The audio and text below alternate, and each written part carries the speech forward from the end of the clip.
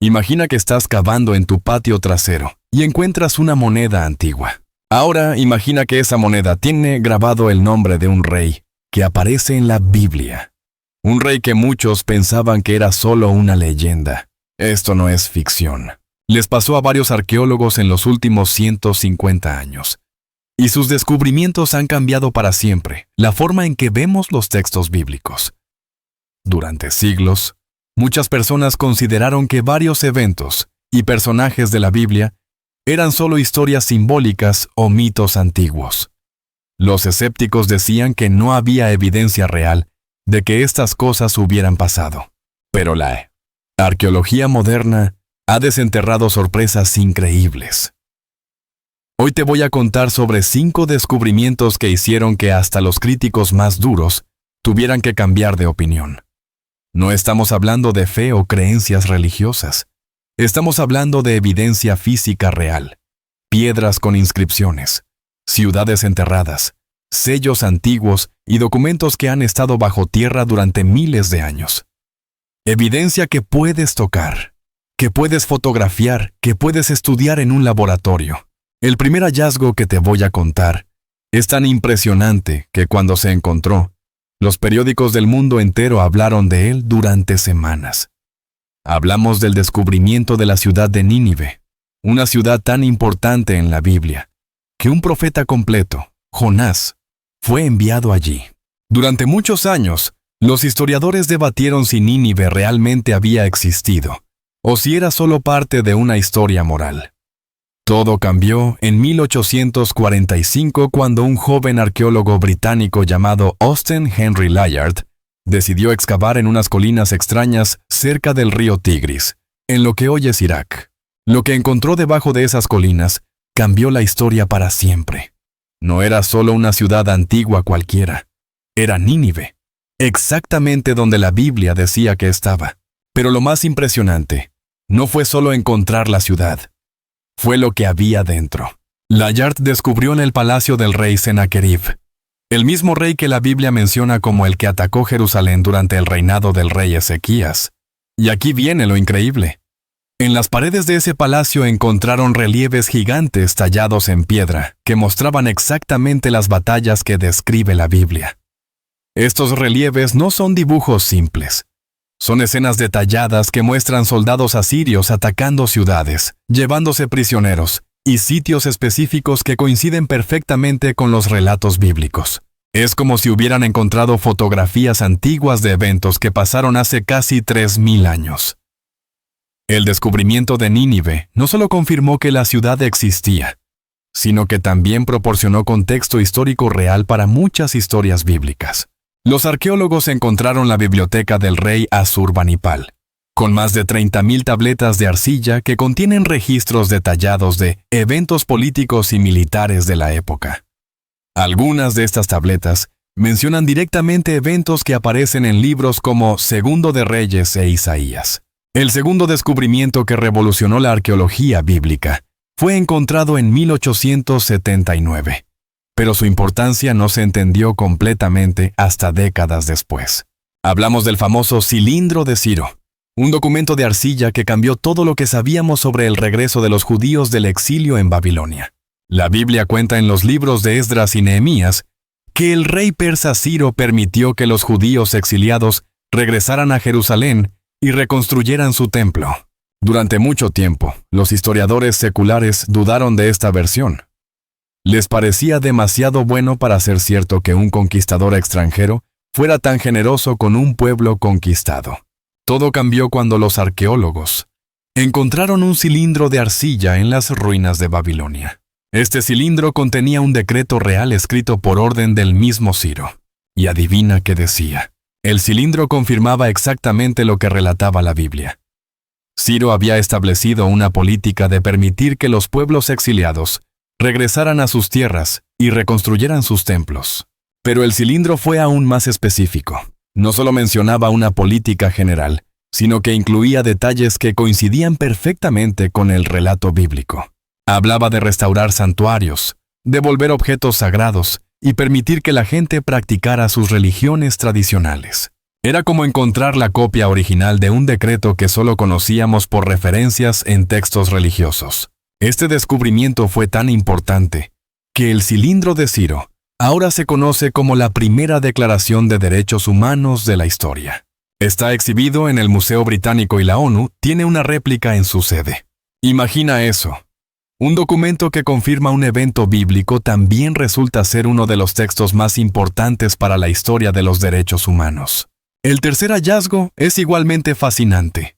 La piedra moabita, descubierta en 1868 por un misionero alemán en Jordania. Esta piedra negra de basalto contiene una inscripción en un idioma muy parecido al hebreo bíblico, y cuenta la historia desde el punto de vista de los enemigos de Israel. La inscripción fue hecha por orden del rey Mesa de Moab, el mismo rey que aparece en Segundo de Reyes, capítulo 3. Pero aquí está siendo lo interesante. Mientras que la Biblia cuenta la historia desde la perspectiva israelita, la piedra moabita cuenta los mismos eventos desde la perspectiva moabita. Es como tener dos versiones del mismo periódico, una de cada bando de una guerra. La piedra menciona específicamente al rey Omri de Israel y describe batallas y conquistas que coinciden con el período descrito en la Biblia. También menciona lugares geográficos específicos que aparecen en los relatos bíblicos. Lo más impresionante es que incluso menciona al Dios de Israel, usando el mismo nombre que aparece en los textos hebreos. Cuando los arqueólogos compararon las dos versiones de los eventos, encontraron que aunque cada lado enfatizaba sus propias victorias, los hechos básicos coincidían perfectamente. Esto les dio a los historiadores una confianza increíble en la precisión histórica de ambos relatos. Durante más de 100 años después de que comenzara la arqueología moderna, los críticos tenían un argumento muy fuerte contra la historicidad bíblica. Nunca se había encontrado evidencia arqueológica directa del rey David. Algunos eruditos llegaron a sugerir que David era una figura completamente legendaria, como el rey Arturo en la tradición británica. Todo esto cambió dramáticamente en 1993, cuando un arqueólogo llamado Abraham Biran estaba excavando en Tel Dan, en el norte de Israel. Lo que encontró fue un fragmento de piedra con una inscripción en arameo que contenía 3 palabras que cambiaron la historia. Beit David, que significa casa de David. Esta inscripción fue hecha por enemigos de Israel, probablemente arameos, que estaban presumiendo de una victoria militar sobre los descendientes de David. La inscripción de Tel Dan no solo menciona la casa de David, sino que también se refiere al rey de Israel, confirmando que existía una distinción entre los reinos del norte y del sur, exactamente como describe la Biblia después de la muerte del rey Salomón. Los arqueólogos pudieron datar esta inscripción al siglo IX a.C., apenas 150 años después de la época tradicionalmente asignada al reinado de David. Pero el descubrimiento que realmente voló la mente de los expertos fueron los archivos de Ebla, encontrados en Siria en 1975. Estos archivos contienen más de 17,000 tabletas de arcilla escritas en un idioma llamado eblaíta, que está muy relacionado con el hebreo bíblico. Las tabletas datan de aproximadamente 2400 a.C., haciéndolas contemporáneas con la época de Abraham, según la cronología bíblica tradicional. Lo que hace especiales a estos archivos es que mencionan muchos nombres de lugares que aparecen en las historias de los patriarcas bíblicos. Las tabletas hablan de ciudades como Sodoma, Gomorra, Adma y Seboim, las mismas que la Biblia dice que fueron destruidas en los tiempos de Abraham. También mencionan rutas comerciales y prácticas culturales que coinciden perfectamente con lo que describe el libro de Génesis. Algunos de los nombres personales encontrados en las tabletas de Ebla son virtualmente idénticos a nombres bíblicos. Encontraron nombres como Abraham, Nahor, Israel e incluso Saúl. Esto no significa necesariamente que estos sean los mismos individuos mencionados en la Biblia, pero sí confirma que estos nombres eran comunes en la región durante el período que la Biblia asigna a los patriarcas. El quinto y último descubrimiento que te quiero contar es tal vez el más personal de todos. En 1986, apareció en el mercado de antigüedades de Jerusalén un pequeño sello de arcilla del tamaño de una uña. Este sello contenía una inscripción que hizo que los expertos en escritura antigua se frotaran los ojos con incredulidad. La inscripción decía, perteneciente a Berechías, hijo de Nerías. El escriba. Si conoces tu Biblia, inmediatamente reconocerás este nombre. Baruc, hijo de Nerías, fue el secretario personal del profeta Jeremías. Este pequeño sello de arcilla es literalmente la firma de uno de los personajes más importantes de la Biblia.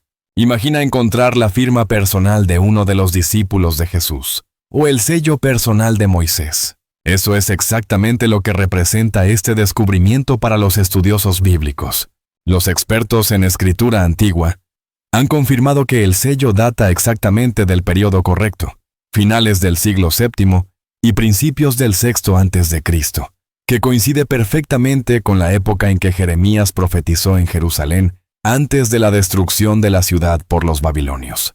Pero hay más. Los arqueólogos también han encontrado otros sellos de la misma época que mencionan funcionarios y nobles que aparecen en los libros de Jeremías y Segundo de Reyes. Estos descubrimientos han transformado el debate académico sobre la historicidad de los textos bíblicos. Ya no se trata de si estos eventos sucedieron o no. Ahora él se centra en los detalles de cómo y cuándo sucedieron. Lo que hace estos hallazgos más impresionantes es que vienen de diferentes períodos de la historia bíblica.